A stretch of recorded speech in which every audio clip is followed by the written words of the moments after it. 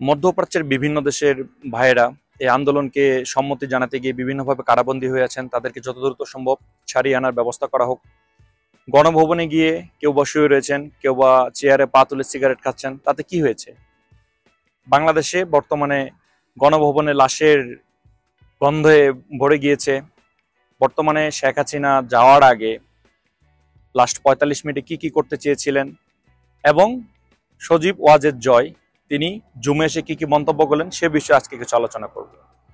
তার আগে ছোট্ট একটা রিকোয়েস্ট, আপনি যদি আমাদের চ্যানেল নতুন হয়ে থাকেন তাহলে অবশ্যই চ্যানেলটিকে সাবস্ক্রাইব করে দেবেন এবং পাশে আসা বেল আইকনটি চেপে দেবেন। আর যদি অলরেডি সাবস্ক্রাইব করে থাকেন, thanks a lot. So let's get start the video. First of all আমি কথা বলি, সজীব ওয়াজেদ জয় তিনি জুম মিটিং এ এসে, আপনারা এখন স্ক্রিনে দেখতে পাচ্ছেন, বিভিন্ন ধরনের বর্তমান যে অবস্থা সে বিষয়ে বিভিন্ন ধরনের আলাপচারিতা করেছেন। তার মাঝখান থেকে কিছু কথা আমি আপনাদেরকে শেয়ার করছি। সেটা হচ্ছে, তিনি বলেন যে তার মা আর রাজনীতিতে আসবে না এবং বর্তমান বাংলাদেশের যে প্রেক্ষাপটে যে অবস্থা, সে অবস্থায় আওয়ামী লীগের থেকে কোনো রাজনীতি বা আওয়ামী লীগ থেকে কোনো নির্বাচন হওয়ার কোনো সম্ভাবনা উনি করতেছেন না এবং উনি নিজেও আর রাজনীতিতে ফিরছেন না।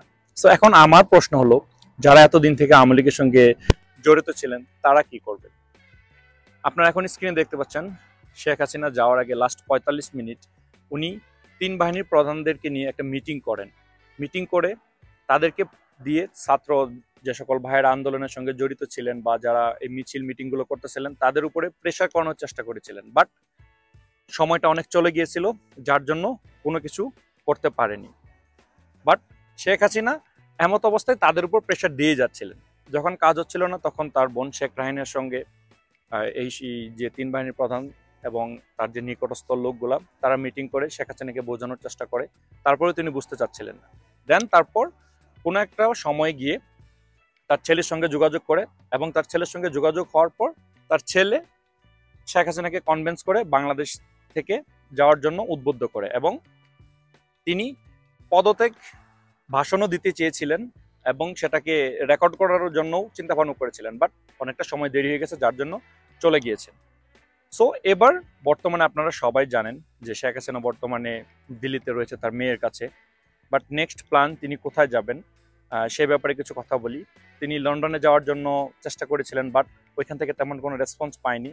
আর আপনারা জানেন যে যুক্তরাষ্ট্রের সঙ্গে বাংলাদেশের সম্পর্কটা তেমন একটা ভালো না। সো সেই দিক থেকে চেষ্টা করলে আমেরিকা যাওয়ার জন্য তিনি চিন্তা ভাবনা করলেও সেটা বৃথা। বাট যেসব লিগস পাওয়া যাচ্ছে তিনি ইউরোপে যাওয়ার একটা চিন্তা ভাবনা করছেন এবং সে দেশটা সম্ভবত ফিনল্যান্ড হওয়ার সম্ভাবনাটা বেশি রয়েছে। বাট ইনশাল্লাহ পরবর্তী ভিডিওতে আমরা যদি কোনো নিউজ পাই তাহলে আপনাকে বা আপনাদেরকে আমরা ভিডিওর মাধ্যমে জানিয়ে দেওয়ার চেষ্টা করব। বাট আপাতত তিনি ইন্ডিয়াতেই রয়েছেন। বাট ইন্ডিয়াতে তিনি থাকবেন কিনা বা ইউরোপে যাবেন কিনা সে বিষয়ে এখনো ক্লিয়ার না। বাট জুম মিটিংয়ে সজীব ওয়াজেদ জয় তিনি বলেন যে তার মার সঙ্গে তার কথা হয়েছে এবং তার মা ভালো আছে, এইসব ব্যাপার আর কি। আর এখন আসা যাক যে গণভবনে যে অবস্থাটা তৈরি হয়েছে সে বিষয়ে কিছু কথা বলি। দেখেন, গণভবনে গণকবরের সন্ধান পাওয়া গেছে এবং ডিবি অফিসে আপনার টর্চার সেল পাওয়া গেছে এবং ঢাকার বিভিন্ন জায়গায় শেখ হাসিনার আয়না মহল পাওয়া গিয়েছে। এসব জায়গায় যে সকল লোক গুম হতো, খুন হয়ে যেত, তাদেরকে এখানে রেখে দিত এবং যাদেরকে গুম করে নিয়ে যেত তাদেরকে এখানে টর্চার করা হতো। বিনা দোষে তাদেরকে ওইখানে দিনের পর দিন বছরের পর বছর সাজা দেওয়া হতো। এই সব কিছু আমরা কিভাবে জানতে পারলাম? যে সকল ভাইয়েরা এই আন্দোলন করেছেন এবং সরকারটাকে পতন করেছেন তাদের জন্য কিন্তু আজকে আমরা এই জিনিসটাকে জানতে পেরেছি। এখন আমার কথা হচ্ছে, যে সকল ভাইয়েরা আন্দোলন করেছেন তারা গণভবনে গিয়ে কেউ শুয়ে রয়েছেন, কেউ বা সিগারেট খাচ্ছেন, তাতে ভাই কি হয়েছে? যারা বিভিন্ন ইউটিউবাররা এদেরকে নিয়ে নিন্দনীয় কথা বলছেন, এদেরকে নিয়ে উপহাস করতেছেন, আমি তাদের উদ্দেশ্যে বলতেছি, এই ভাইরাই কিন্তু আজকে বাংলাদেশের যে একটা স্বাধীন আমরা বলতেছি বা দ্বিতীয়বার আমরা স্বাধীন করেছি, এই ভাইদের জন্য কিন্তু এগুলো হয়েছে। আপনি খোঁজ নিয়ে দেখতে পারেন, যে ভাইটা গণভবনে গিয়ে শুয়ে রয়েছে তার কোনো আত্মীয় স্বজন বা তার কোনো ভাই তারা এই আন্দোলনে শহীদ হয়ে গিয়েছেন। যে বসে সিগারেট খাচ্ছে তাতে কি হয়েছে? তাতে সমাজের কি এরকম ক্ষতি হয়ে গিয়েছে? একদল ভদ্রলোক এদেরকে নিয়ে আপনার উপহাস করছেন, ভাই আপনি তো আসেননি, আপনি তো আন্দোলনের সঙ্গে যোগ দেননি। এই ভাইটি কিন্তু সেই আন্দোলনে যোগ দিয়ে আপনাদেরকে নতুন একটা স্বাধীনতা দিয়েছে। এইখানে বসে এই সংসদে বসে বিভিন্ন প্রকার আপনার দুর্নীতি, বিভিন্ন প্রকারের বাজে কাজ হয়েছে। লক্ষ লক্ষ টাকা, কোটি কোটি, হাজার হাজার কোটি টাকা বাংলাদেশ থেকে পাচার করে দেওয়া হয়েছে। একটা ভাই এখানে বসে সিগারেট খেয়েছে, তাতে কি হয়েছে? আপনারা জানেন যে গণভবন থেকেও মদের বোতল পাওয়া গিয়েছে, তারা খেলে কিছুই না। আর আমার একটা ভাই যে আন্দোলনে যে শহীদ হওয়ার চিন্তা ভাবনা মাথায় রেখে নিজের জীবনটাকে বিপন্ন করে গিয়ে আপনাদেরকে একটা স্বাধীনতা উপহার দিল, সে একটা বসে সিগারেট খেয়েছে, এতে এমন সমাজের কি ক্ষতি হয়েছে? এদের থেকে হাজার হাজার গুণ বেশি ক্ষতি করেছে যারা ওইখানে বসেছিল, যারা এখানে বসে দেশ পরিচালনা করতেছিল, তারা ক্ষতি করেছে। সো এবার আসি যে আপনারা জানেন স্বাধীনতা অর্জনের চেয়ে স্বাধীনতা রক্ষা করা কঠিন। সো আমি এবার বলবো যে যে সরকারই আসুক না কেন, তাদের কাছে আমার বিনীত অনুরোধ, আমার যে সকল ভাইরা এই আন্দোলনকে সম্মতি জানাতে গিয়ে মিডল ইস্টের বিভিন্ন দেশে আটকা পড়ে আছেন, হয়তোবা তারা জানতেন না, তারা বুঝতেন না যে মিডল ইস্টে মিটিং মিছিল করলে কি হয়।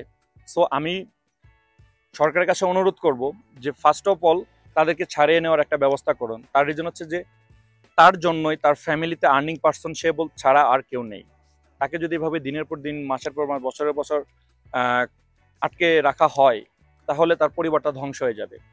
আমি বলবো যে যে মিডল ইস্টের যে সকল ভাইয়েরা এই সম্মতি জানাতে গিয়ে আটকা পড়েছেন, তাদেরকে ছাড়ানোর একটা ব্যবস্থা করা হোক। আর দ্বিতীয়ত কথা হচ্ছে, যে সকল ছাত্র ভাইদের এবং নিরীহ মানুষদেরকে এই আন্দোলনের জন্য কারাদণ্ড দেওয়া হয়েছে বা আটকে রাখা হয়েছে, তাদেরকেও মুক্তির ব্যবস্থা করে দেওয়া হোক। এখন বাংলাদেশের যে অবস্থা দেখা যাচ্ছে যে মন্ত্রী, এমপি, যে সকল লোক আমাদের এই সোনার বাংলাদেশটাকে কুড়ে কুড়ে খাচ্ছিল, তাদের ঘরে অগ্নিসংযোগ করা হচ্ছে, তাদের বাড়িঘর পুড়িয়ে জ্বালিয়ে ফেরা হচ্ছে। আপনারটা পুরানো হচ্ছে না, আমারটাও পুরানো হচ্ছে না। সো আমি বলবো যে দিন শেষে সবাই এক হয়ে আসুন, আমরা এগিয়ে এসে এখন আমরা যে দেশটাকে পেয়েছি, আমরা যে মতো অবস্থায় পেয়েছি, এই দেশটাকে আরো সুন্দর করে সাজানোর চেষ্টা করি।